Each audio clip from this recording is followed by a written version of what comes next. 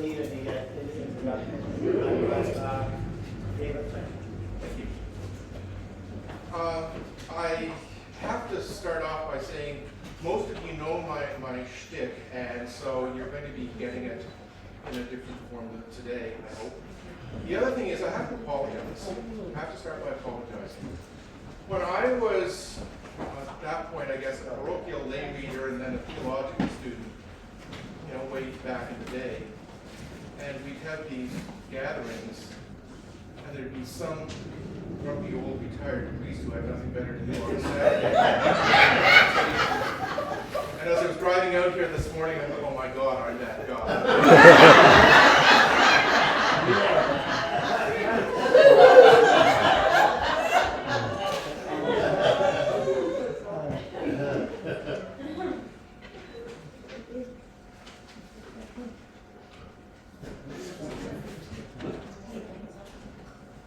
Do you want the lights off, David? I don't think so. I'll just wait and see when the light comes on. This is what I tried to organize before I came to lunch.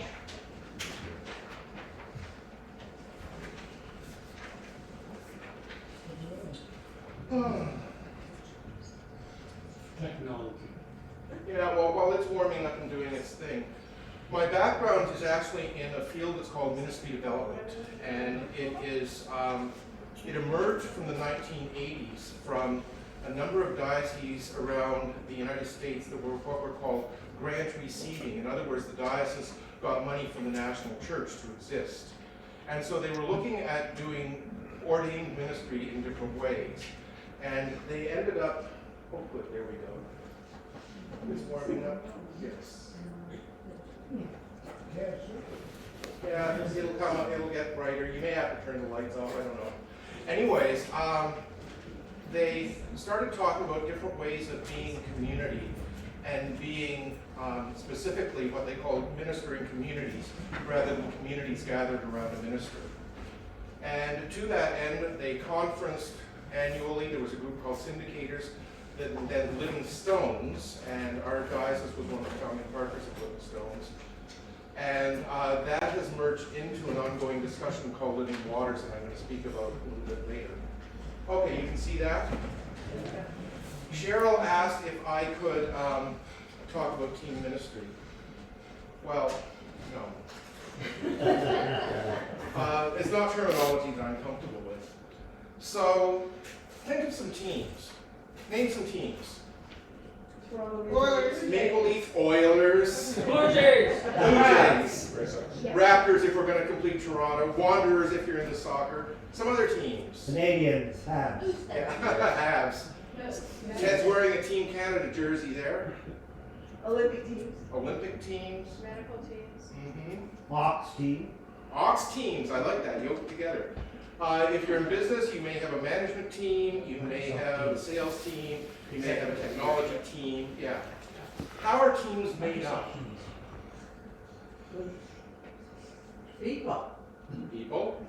Same Any like- people? Same interests. Similar interests? They may be athletic. Departments. Mhm. There's a goal that the team has to meet. Different combined skills. A combination of skills, I like that. They often have a logo, so if I said blue and orange, yeah, that's the Oilers, I guess. Orange and black, Boston, well, that's yellow and black. I was thinking the Orioles, actually. They often have colors, they have players and designated positions. For those of you that like baseball, the American League doesn't play baseball because the pitcher doesn't have to go to the plate. Just saying. There are penalties. Sometimes they're assigned by the referees. Sometimes they're assigned by the management or the coach. And then there's ownership of the team, whether it's a company or a conglomerate or whatever. That's where my mind goes when people say teams. But I want to start about a theology of ministry that's rooted in baptism and not ordination. Because the baptismal covenant describes the Christian life as essentially one of ministry. Will you continue in the apostles' teaching and fellowship and breaking of bread and in the prayers? Will you strive to resist evil and whenever you fall into sin, repent? Will you by word and example proclaim the good news of God in Christ? Will you seek and serve Christ in all persons, loving your neighbor as yourself? Will you respect the dignity of every human being? And will you strive and safeguard God's creation? These are descriptions of ministry, and we are baptized into a life of ministry. Period. We're not baptized to be given a name. We're not baptized simply to get to communion. We are baptized as ministers. And some of you that have long memories will recall the time at Synod where what was in those days called the Lay Ministry Subcommittee, later the Baptismal Ministry Subcommittee, gave out buttons that said, authorized minister by virtue of baptism. In ministry, there is a function of ministry and an icon of ministry. And there are in three areas. The first is oversight. That's what we would call episcopal ministry. I mean, there is what we would call maintenance. It's that priestly or presbyteral ministry. And then there's service that we call diaconal ministry. Each of us are used to these functions of ministry. How many of you have raised kids? Okay, you have exercised the ministry of oversight. You have exercised the ministry of maintenance. You have exercised the ministry of service, aka servant, when I felt like I was the only driver in the house. We know about the functions of ministry, even if the icon isn't present. The bishop is the one who is responsible for the oversight of the diocese. The priest is the one who calls us to the table and maintains the community, visiting the administration, especially if there's a rector involved, that sort of thing. And diaconal ministry is the way that we serve others in the community. We are defined by order and authority. And this is most obvious at ordination services, where there's that moment where the new ordinand has to present their best aspect to the gathering as they bend over a table to sign a declaration, saying that they'll be obedient. It's entitled, certainly in the tradition. In the Book of Common Prayer, the minister was capitalized. There are still a lot of folks that are uncomfortable calling priests priests. We say, oh, our minister is so-and-so. Yeah, no, you're all ministers. Your priest may be so-and-so. It's accepted and unquestioned. He or she is the minister. That might be true if they're the rector. And I'd even argue that. But there's a false distinction going on. Some of you know what I'm about to say next. There is no such thing as lay ministry. There is no such thing as lay ministry. There's baptismal ministry,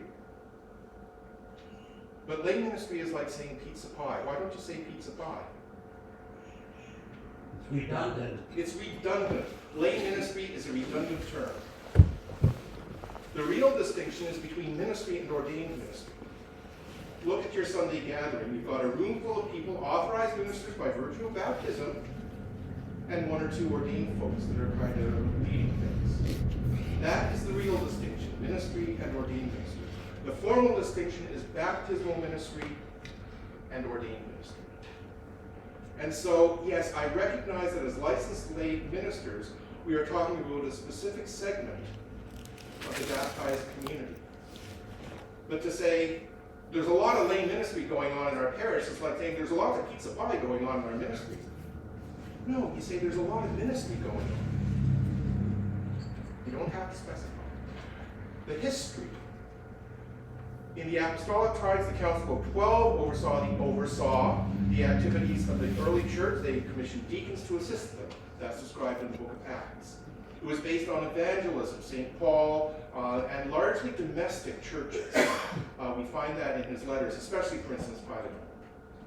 There's apostolic authority that was devolved to others. The overseers, the apostles, the bishops, didn't have time to do everything, and so they gave part of their authority to preside at Eucharist, to absolve from sins, and in those days to baptize, to presbyters, what they called elders. And Timothy's letter gives an example of that. In the year 313, the Emperor Constantine said that Christianity was legal in the Roman Empire, a thing called the Edict of Milan. There were local churches, and a good example in the book of Revelation, the grumpy St. John the Divine sent 7 letters, 6 of which were quite nasty, one of which is commendatory, to 7 different churches. There was regional oversight of bishops and local leadership and priests with deacon assistants. The liturgy became formalized and moved from prayer meetings to sacramental ministry with distinct roles, including that of a presider. And it was subject to persecution and state-sponsored oppression, where survival was more important than theology. After Constantine, in the year 324, the Council of Nicaea did some things. It established the canon of Scripture, the orders of ministry, and significant doctrines such as the Trinity and the dual nature of Christ went trial.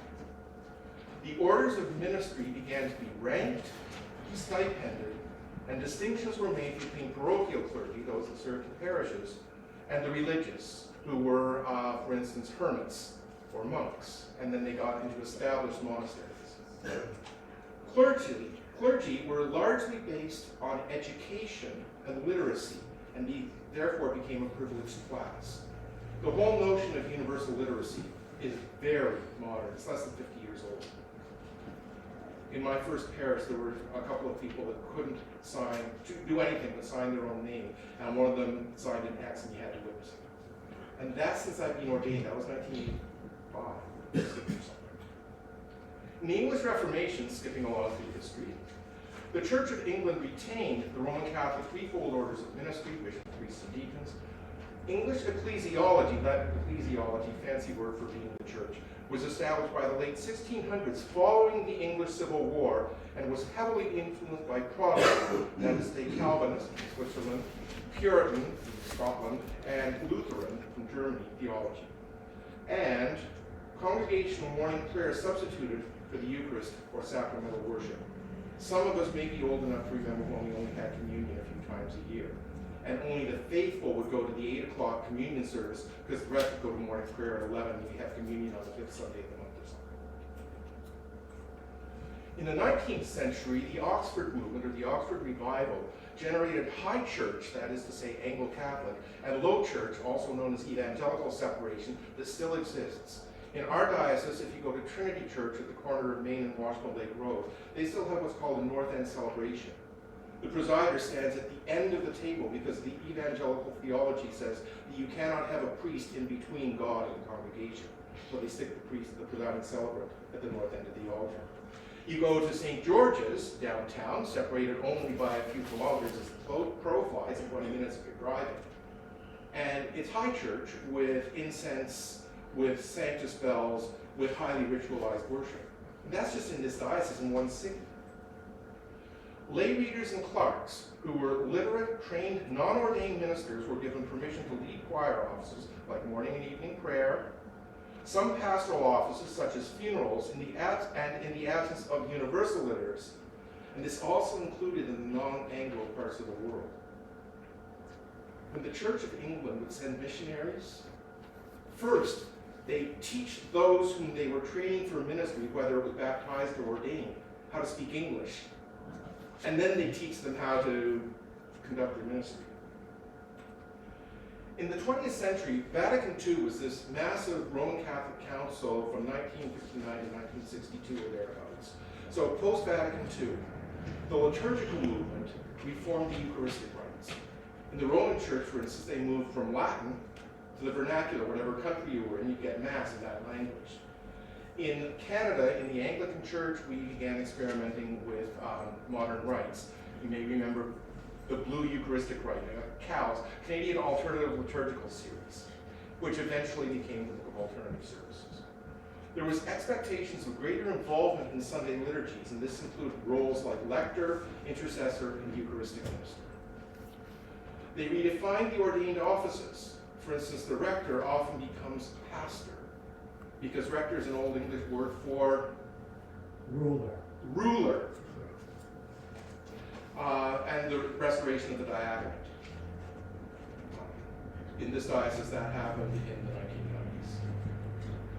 Economic pressures, fewer or more expensive vocations to serve too many congregations. In 1990 or thereabouts, the then Bishop Peters said, in our diocese, because of financial pressures that will be obvious in 20 years, we need creative and alternative forms of ordained ministry. And with those words, what was originally called the non-secondary and now the community of associate parish priests started. It was a way to meet congregational needs without the cost of a professionally trained clergy.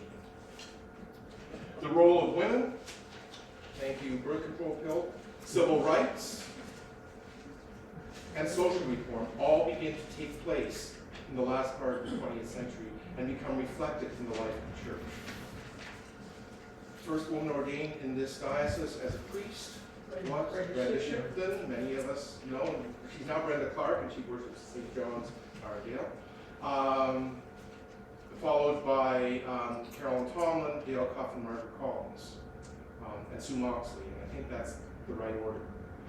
That's really modern. Most of these women are still active in ministry.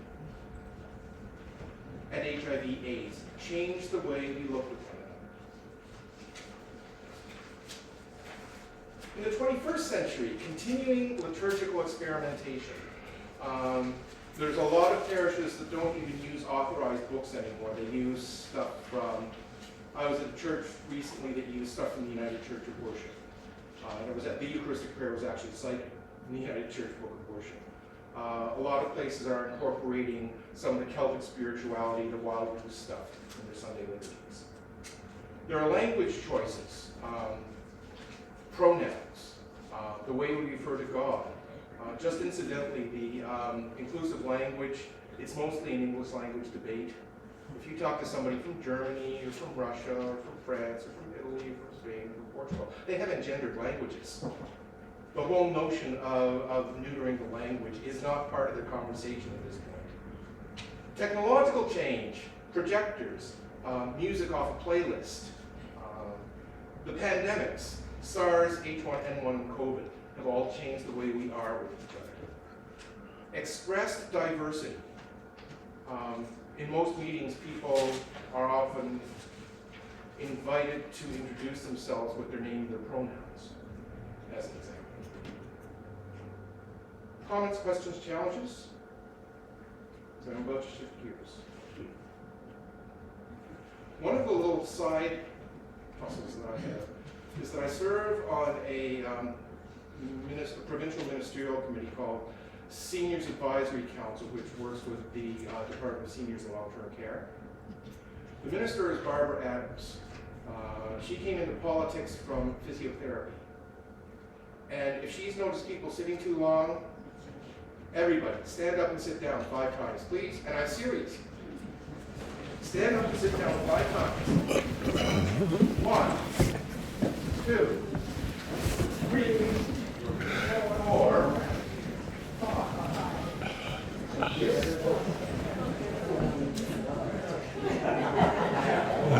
That was the challenge part. Basically, just to move around a little bit. Because now I'm going to talk about ministry and meaning. And this is kind of the heart of my conversation. How often are we asked, what is God calling me? What is God calling us to do? We've all been asked. I know we have.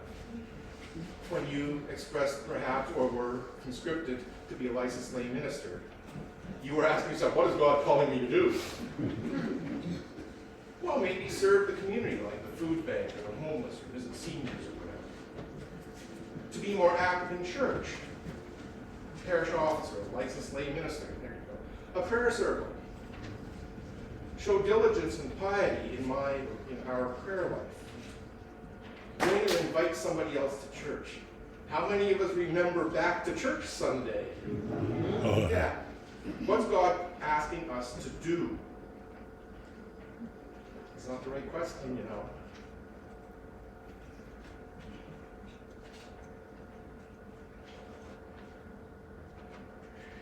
Ministry is about being, not doing.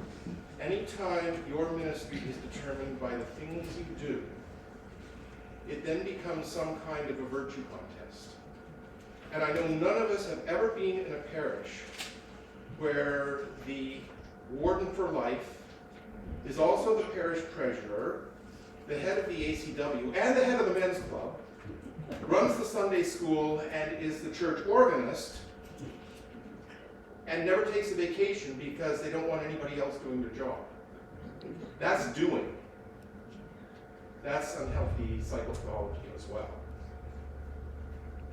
God is asking us to be in ministry. Discerning. What are my gifts and where is the need? Anybody ever have somebody volunteer to be parish treasurer that had no capacity to use software or mathematics? Yep. Yeah. What are my gifts? Like your real gifts, not what you'd like to do. Generous. How can I'm not talking about giving money. How can I make others better? If you have ever been in a music ensemble, whether it's a choir or an instrumental ensemble, the whole point is to make the person beside you sound better than they ever have in their life. If you hear actors talk about being generous, it means that when they're on camera, they are subtle enough to make the other person on camera look and sound really good. They're accepting of the character that's being portrayed. So generous. How can I make others better? Kind. Think of others first. Don't be nice. Be kind. Thinking. God gave us brains. You don't have to park your brain at the door of an Anglican church to come in. Discipline. God's work takes effort. Consider it. Am I the only one here? That's like that needy volunteer that I just described. Challenged. And you guys were talking about this morning. The work of the kingdom isn't easy and it's not free. So here we go. Discerning. How have I been called to this ministry? A call always has two places. The place in your heart where you feel a compelling urge to do something and to be more. But it also is ratified by the church. Just because you think you want to do something doesn't mean that the church has that need. And we have seen congregations where somebody comes in with this idea for a great project. Nobody buys in, and 4 years later, the thing is lying in the dust and the congregation's divided. How has the call been exercised? What are my gifts? If you've never done a gifts discernment exercise, if you've never had somebody say, you read very well, if you've never had somebody say, oh, thank God you came and visited me, I was so down that day. The one that I really don't like is when people quote me to myself and say, you said something at some point that I cannot even remember. But apparently it had some kind of impact. Like, I don't know. But my vocation was obviously being tested in something that I said. When is the last time I tested my learning style, my personality type, or my temperament? I've got some resources on the back page. You can get most of this stuff on the internet. Your learning style simply is how do I assimilate data or concepts, and do I do it sequentially or randomly? Personality type, the most famous one is Myers-Briggs. In case of full disclosure, I am an I, introvert, and intuitive thinking and perceiving, INTP. So am I. Yeah. And so being, target. Yeah, being up in front of people, you know, I'll go home and have a nap. Temperament, and there's an exercise that I recommend, it's called the Enneagram, E-N-N-E-A, it's Greek for 9, and gram, graph. It's a 9-point temperament assessment. It's a very dynamic model. I highly commend it. Again, you can find that. How or when am I evaluated by others? If you are a licensed minister, you should be evaluated yearly. Period. By your peers, and possibly by somebody in a supervisory role, and possibly by someone to whom you minister, a member of the congregation. If you're not being evaluated regularly, you're lazy, and you're just falling into bad habits, and it's challenging. And I don't mean evaluated like nice sermon as you're going out the door. Serious evaluation. And I will get to something like that in the end. Am I self-aware or self-differentiated? As for instance, when I wear the rig, you know, the collar and the black suit and all that stuff, I have a certain effect on a room. I know that I do. Most of the time, I don't need to have that effect.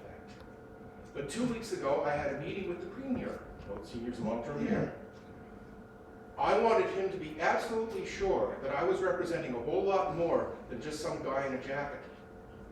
And he will not forget the guy that congratulated him on the award that he got from the journalists a couple of weeks ago. If you don't know about it, look it up. It was not a compliment. The thing is, I'm self-differentiating enough to know the effect that I have on people. And I'm also self-aware enough that I don't need to have my title or my alphabet soup spewed off every time I go someplace. For those of you, I introduce myself as David Fletcher. I'd like you to call me David. If you're going to use a title as either father or canon, do not call me Reverend David. It's an abuse of the English language. Reverend is an adjective. Call me David. Call me Mr. Fletcher. You can put it out David. Generous. What do I give or give up so that others may exercise their ministry? I love reading out loud. I'm not bad at it. But if I love it, maybe other people do too. It means that I shouldn't be doing it all. Am I exemplary in the use of my time, talent, and treasure?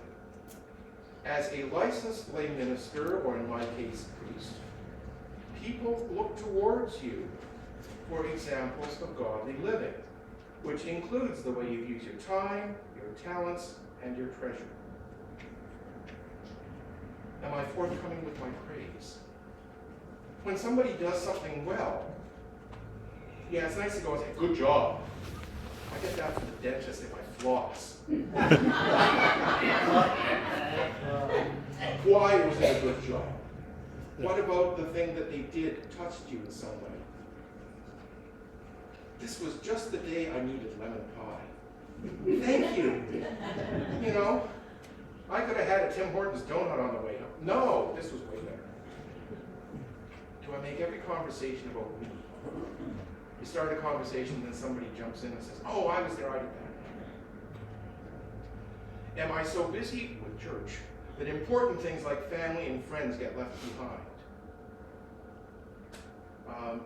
Those of us who are familiar with rectory life know exactly what that's about, and it's a tragic story in most cases.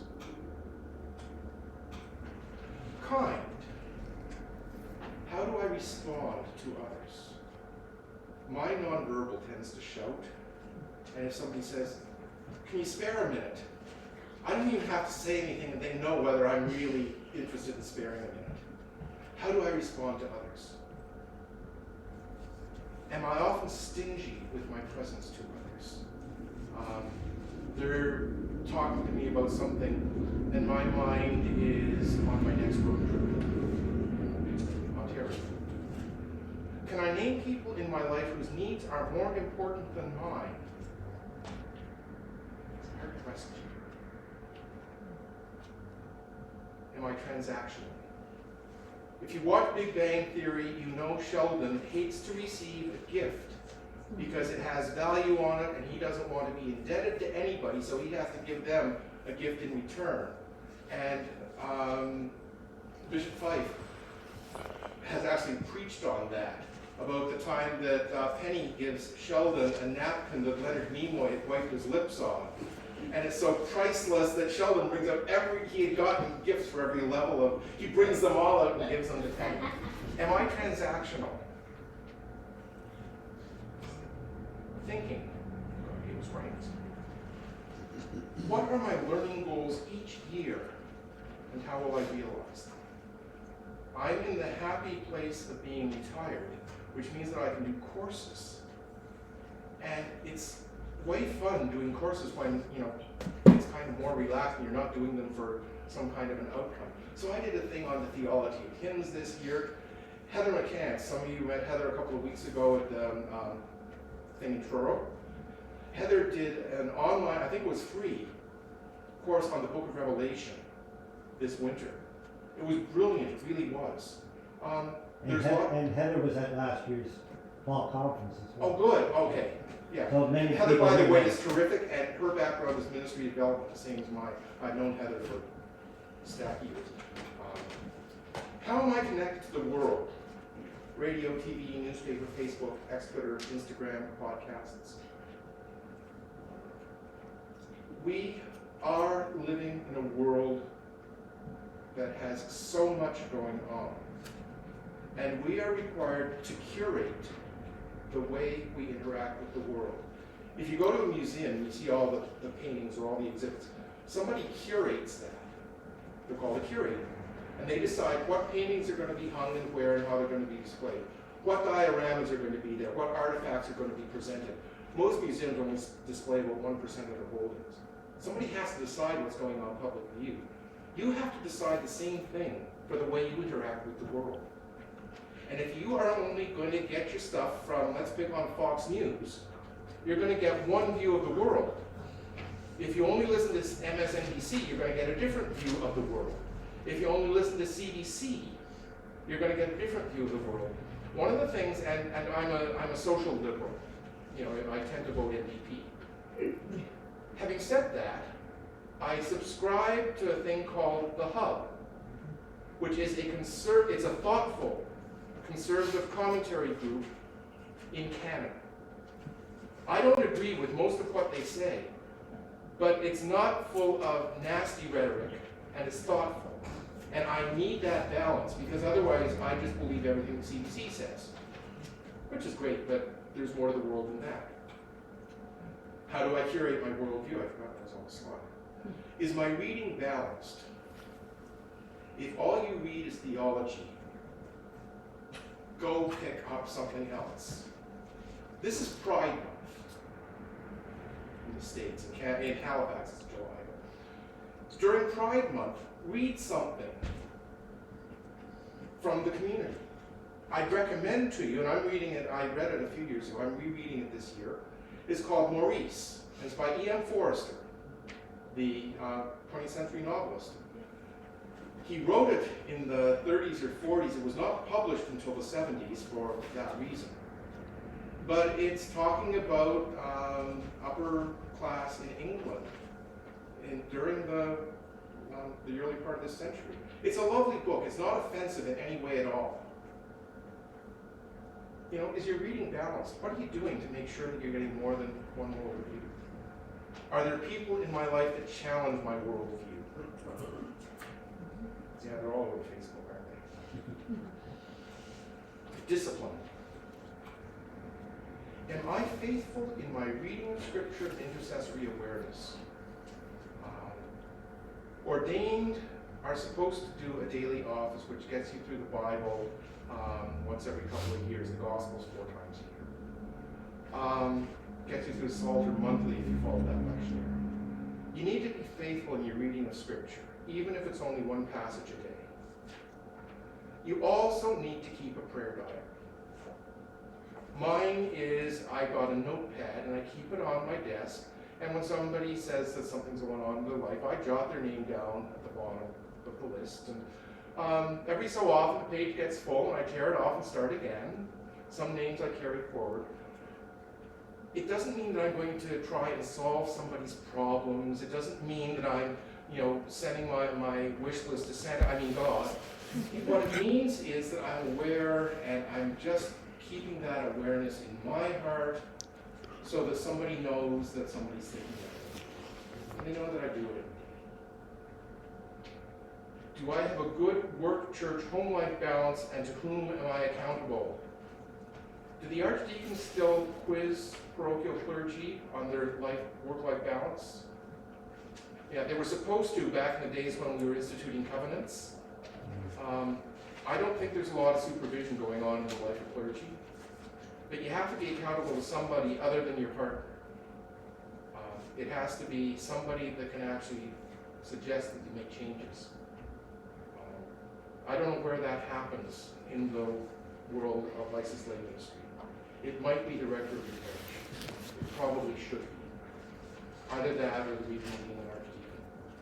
Somebody who can say, if you're spending 8 hours a day at work plus a half an hour for transportation, so 9 hours with work, and you're spending 12 hours a week at church, what are you leaving for your family? And that's a legitimate question. Can I say no with a clear conscience? I'll bet there's more than I have fingers of people here who have wanted to say no, but felt compelled, guilt manipulated, peer pressured into taking on some work that their heart really isn't in. But nobody else would do it, so you've got to learn to be able to say no with a clear conscience. Not my gift. Not good use of my time. My partner will kill me when I get home. The cats will scratch my face off. I can say no with a clear conscience. And that was a gift that was given to me by some of you know Patty McKenna. She was in the day, a lay reader, and she discerned a vocation toward the ministry in the parish. And she was one of these people that couldn't say no. And we spent a year of her formation where she had to say no to anything that anybody asked that had to do with the church. And she was asked to be a diocesan council rep that year. No. David said I couldn't. I don't care who she blames. But that gave her a clear conscience that she could say no. You don't have to get used to saying no, it's not that hard. Are you considerate? And I'm not saying being nice. Considerate. What things do I consider in my life? How do I live with competing values? You may have some religious values or spiritual values, but there may be some worldly values that are conflict. In the early days of HIV/AIDS and when the gay community was starting to become active, before they had all the other letters, there were families who had competing values. My church says no, but my son is gay. I'm living with competing values. How do I live with that? Faith is never, by the way, about answers. It's always about questions. When do I evaluate what I or we am or are doing? I don't know what kind of planning cycle your churches live with, but it's something that should be done regularly, evaluation. What happens when I don't have all the answers? It's okay to say, I don't know. I'll look it up. Ask Google. I don't need to have all the answers. And that's one of the fallacies of ministry, whether it's baptized or ordained, that people expect you to know. What happens after somebody dies? I don't know. I haven't had the benefit of dying. Thank God. The fact of the matter is, you have to learn to be comfortable saying, I don't know. I have been told. The Bible says Jesus came back from the dead. Anybody that's been in EFM with me knows. After the resurrection, nobody recognized Jesus. Mary Magdalene, one of Jesus' intimates, is there in the garden. And she's having a conversation. They take my Lord away. I don't want to. She thinks it's the gardener until he says, Mary. She turns around and says, oh my God, it's you. They're in the upper room. Nobody knows Jesus is there until he says, peace be with you. And they go, oh my God, it's Jesus. They're having a barbecue on the beach. They've been fishing all night. They hadn't caught anything. The buddy on the shore says, throw the net on the other side. And they pull in 143 fish or something. And they say, oh my God, it's Jesus. Nobody recognizes Jesus until he acts. So, I don't know what happens after you die. I know things have changed. Nobody recognized Jesus. Nobody will recognize me either. I'm sure. What is the difference between nice and effective? Again, I hate the word nice. If you want to insult me, say that I'm nice. If you want to compliment me, say that I'm effective. You get the difference. Challenged. When is my faith life too easy? You know when my faith life is easy? Lent. My life just gets a little bit smaller and less complicated, and because of Lenten discipline, I don't have to make a whole lot of choices that I might otherwise make. Chicken and fish, they become a little bit monotonous, but means that I'm not shopping for steak and trying to figure out what the cost of meat is for 7 weeks. Where do I get developmental feedback, also known as criticism, and am I open to receiving it? If somebody gives you developmental feedback, aka criticism, that is to make you a better person. If any time, going out of church, if everybody always said, oh, good sermon, Rev, I wouldn't get any better. When somebody says, I didn't get the connection between the epistle and the gospel the way you explained it today, I'm thinking, oh, I better go back and check that out. That's helpful. And I don't mind if people say, you talk too fast, or you don't make clear points, or you're an ass. I can usually figure out what they mean and what they're talking about. That's the point. You have to be open to receiving feedback, but you also have to be open to giving it. You have to be able to honestly interact with your colleagues in industry. Do I regularly seek a spiritual director or mental health professional? A spiritual director is someone who will enter into a contracted time, usually a couple of years, meet monthly, and will help you through your prayer life, your faith disciplines, and your life in the community. A mental health professional, whether it's a psychologist, psychiatrist, social worker, it might be groups of some kind. They help you deal with your stuff. In ordained ministry, I've always alternated between 2 years with a psychologist, 2 years with a spiritual director, and a year off, and do it again. I'm starting with a spiritual director again this fall. It's been a couple of years since I retired. I need to. I don't want to carry all my baggage myself. When is my Sabbath time? Even God rested.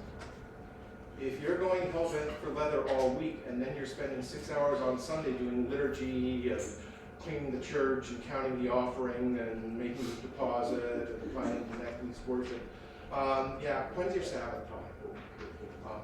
And if you don't take it, who will give it to you? Am I part of a regular planning and evaluation cycle?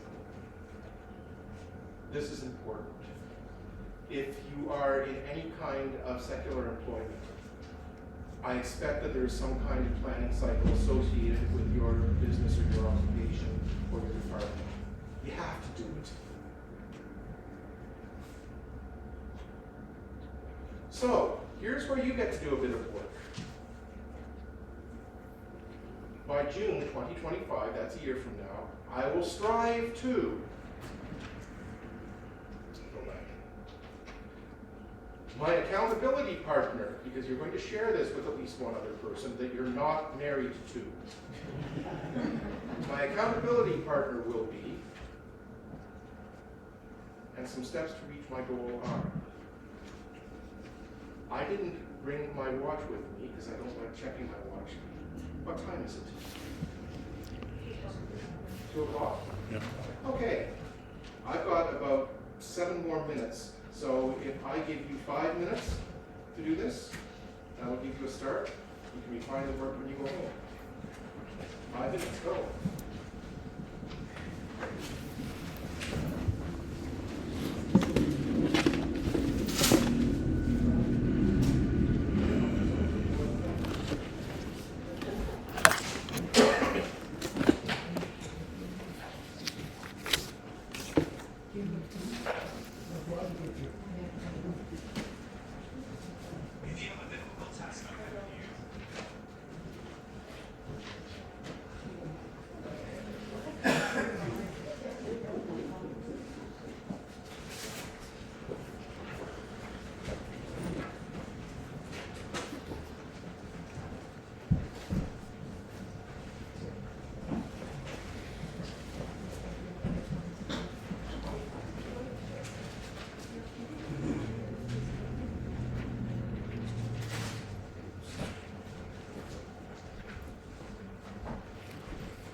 Send you a PDF of my slides so that you can attach it to your stuff. Excellent, thanks.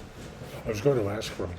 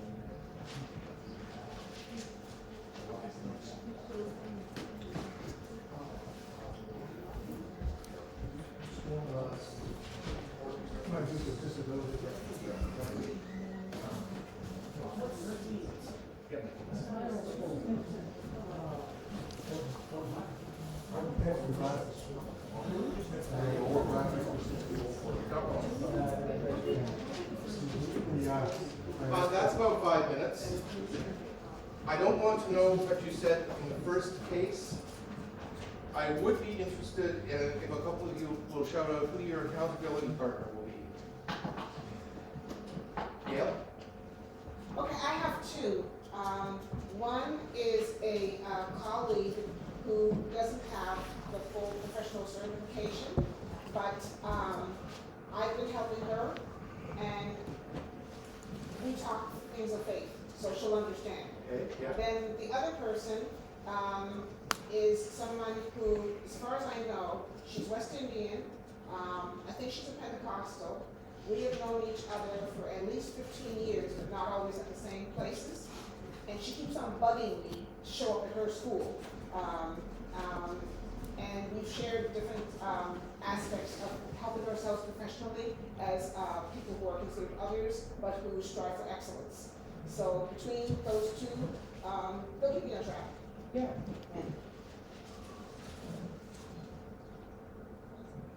Somebody with an accountability partner. My coworker. Your coworker. I see her all the time, so I know she'll try me. Your sister, yeah. Mine is actually Father Mike Walsh. He's a Roman Catholic priest. He was the priest in Enfield when I was in Lance during COVID. Neither of us had anybody else we were living with, so we became bubble buddies. And we just maintained that. He's down in the valley now, by the way. Terrific. Okay, just the idea that somebody who you are not in an intimate relationship with to help you reach something that you're interested in. Here's where I'm ending up. Every month on the 4th Wednesday, and it's at 4 o'clock our time, Living Waters, which is a ministry development organization, have open space conversations. I've got Ellen Bruckner's email there. All you have to do is email her, say that you're interested in the Living Waters conversation. If you want to mention my name, that won't do you any good, but it won't hurt you. At least you'll know why somebody from Nova Scotia is asking about Living Waters. It's made up of partners from Canada and the United States. They are having a conference in September in Minneapolis, St. Paul, talking about ministry development. It's cost subsidized, and I think what the Americans are going to do is cancel on the exchange rate. I don't know if there's diocesan money available. I know that Tom, you went, Rick Radcliffe, Heather McEachran went to a ministry developers conference. Again, was it in Minneapolis? No, it was at the college, St. Olaf. St. Paul University, right? St. Olaf College. Yes, thank you. Yeah, and this is 25 years ago now. So these are ongoing conversations. I highly commend Living Waters to you. And you don't have to be an expert in ministry to do this. Ellen was a parishioner at a church in Des Moines, Iowa. The co-chair is Don Phillips. Some of you will know Don. He's retired bishop from Rupertsland. He was the program director for Canon. Anyways, it's an interesting conversation. There's usually 12, 15, 18 people. And it's an hour, and they're very diligent about the start and stop times. The Regional Ministry Development Handbook was developed by Jack Risk as a project for Cape Breton back in 2005. It has everything you need to know about how to work together in ministry, including planning cycles, the evaluative processes, gifts discernment. The diocese should have some copies of it around. If they don't, I actually have an original because I saw it. All the Minister is a book from the Anglican Book Center edited by Mayland Mabey. It was published in the year 2001, and it talks about community experiences of ministry from across Canada. Education for Ministry, or Education Formation Ministry, is a 4-year program, Hebrew Scriptures, Christian Testament, Church History, and Living Faithfully in the Modern World. I know that there are a number of EFM vets in here. If you want more information, talk to Dave Harrison. He's the diocesan coordinator.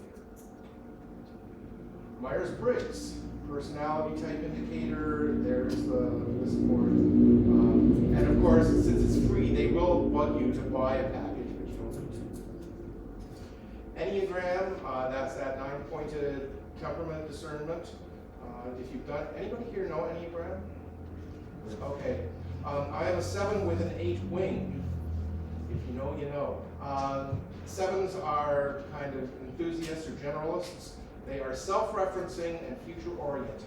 What this means is, I love thinking of stuff and dreaming up projects and getting them started.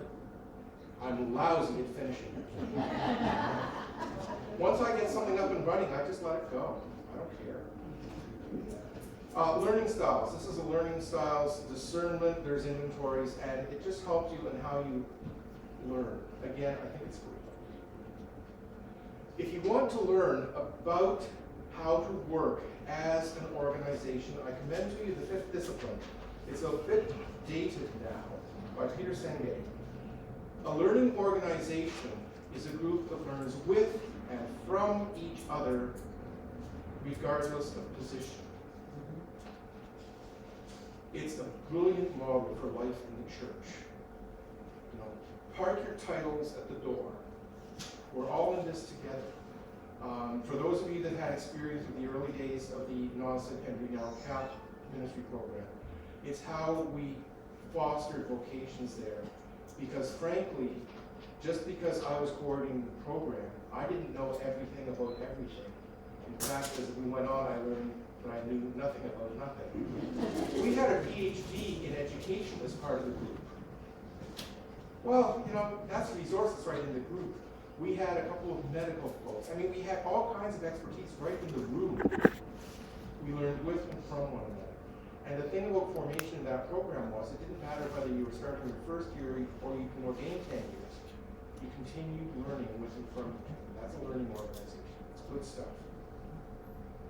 So, I'm not going to make you jump up and down.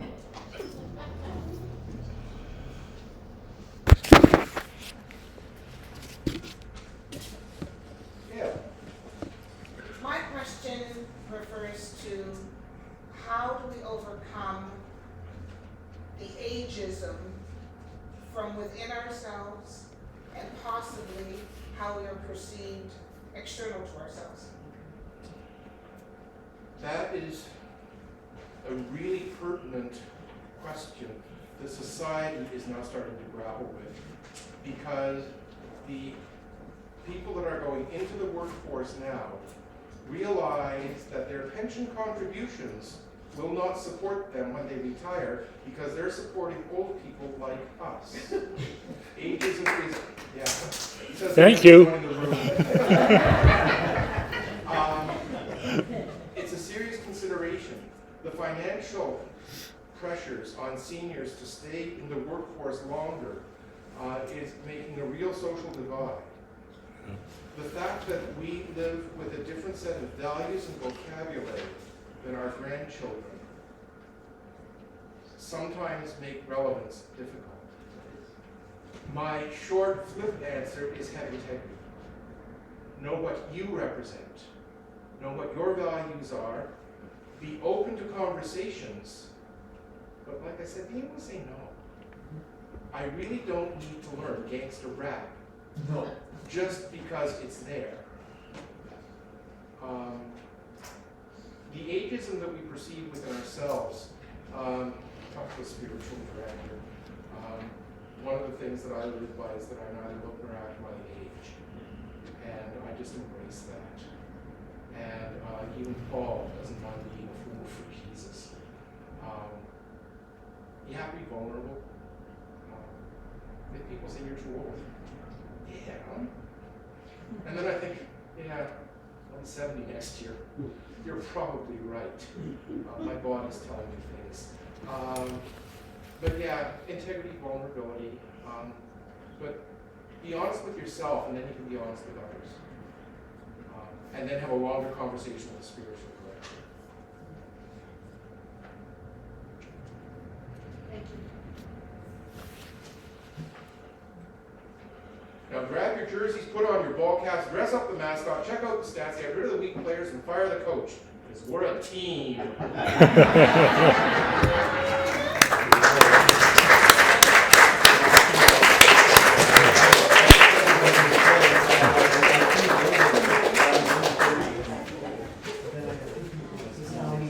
Don't go anywhere, David, for this for a moment.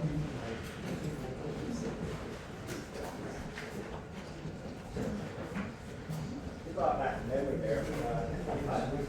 Yeah.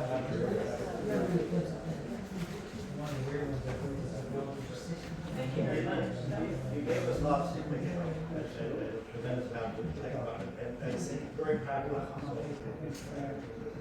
Very, very solid. Would you like to just make a presentation, please? And thanks for offering to listen this afternoon. And also, if some friends have something else they want to do as well. Anyway, thank you so much. Thanks, Paul.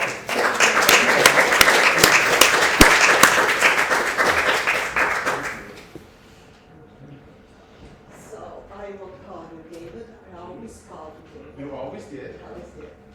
Don't know how many of you are aware that, but in 2008, David, Ted, myself, Bishop Sue Moxley, and Norris Earhart went to Living Stones in Spokane, Washington, to defend our case of team ministry for the diocese. So we've had quite a journey. And our team ministry is in the parish of Brooklyn. And Hants County, not Queens County. Queens County, yeah. And so we're still going strong, and we don't have any clergy there at all. We have guest clergy come in about every 5 weeks for Holy Communion. So as a little remembrance of the time that we've spent together, I will give you this. It's not a martini with an olive in it, Facebook friends. as I see online on Facebook all the time. But if you notice, it's Trinity Red. I like it. McDonald House. It started, is that for you or? Have your Thank day. you. Thank you so much. Yes. The other thing I'm gonna say, he said to me one time, remember one thing, there's no I in team. I remember.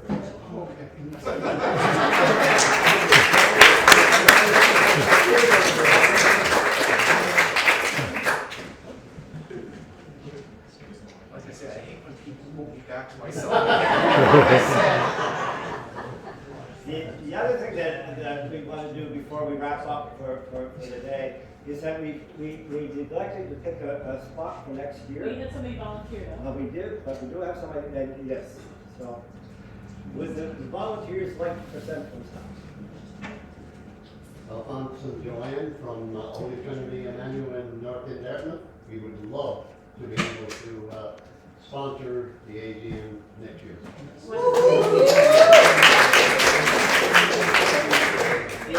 It will likely be the first weekend in June. First or second, it's usually just before Father's Day. Okay, great. Do you have internet there? Yes, Excellent. we can certainly make sure we got it. Holy Trinity. And Alphonse, can you just give Barb your email address, or just so we can? And I can get it from Paul. I can get it. I have a few checks to give out. Not to everybody, so don't get excited. Dennis and